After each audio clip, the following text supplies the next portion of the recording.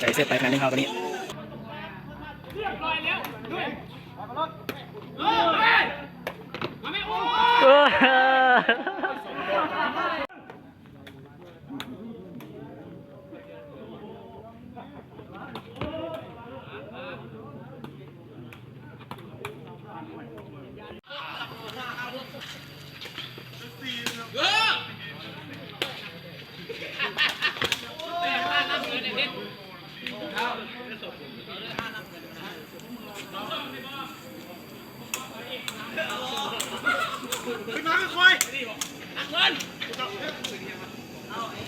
ใจเสียไปขนาดนึงครับตอนนี้แปลกเนาะ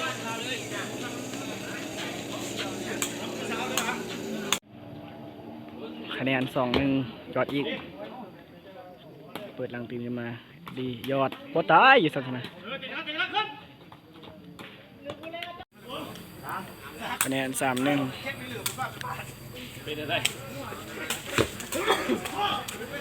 เปิดล้นตรงนี้ทรงใจเหยียบแล้วคอย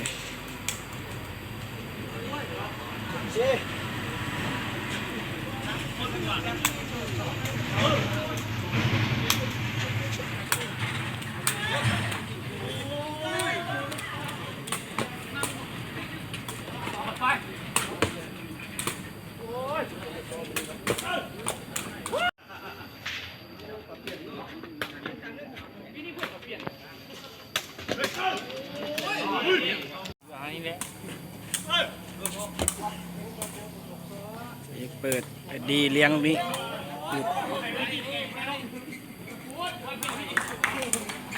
คะแนน6-2ส่ง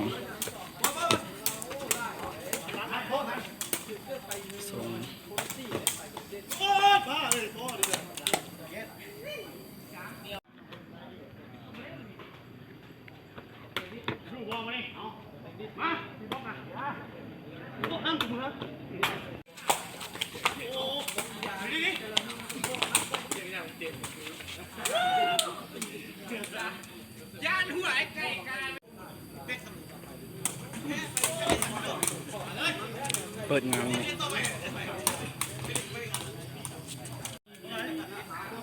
คะแนน4-8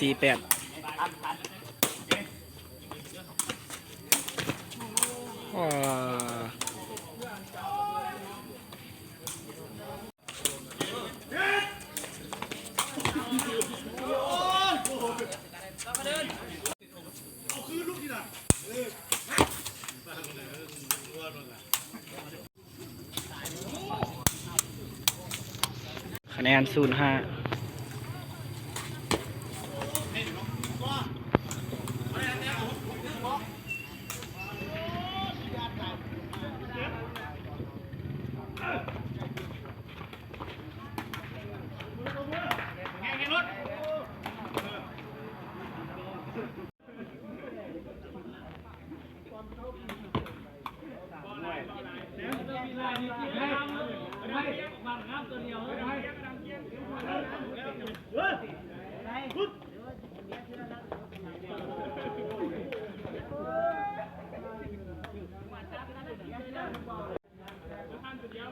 คะแนน8-2ลูกเดียว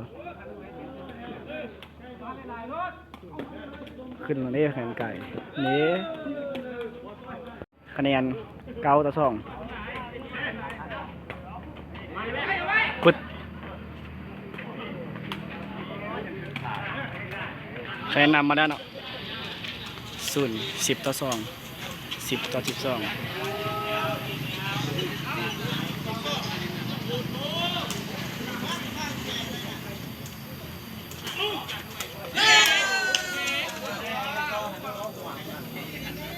คะแนนนำมาแล้ว1-2ปิดเกมได้เลยบ่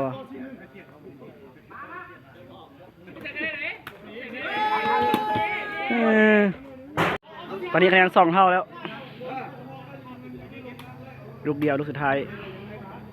เสือได้กิน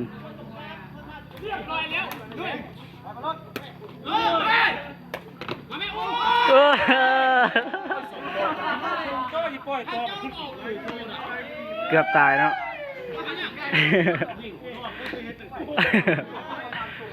ทางนี้ได้กิน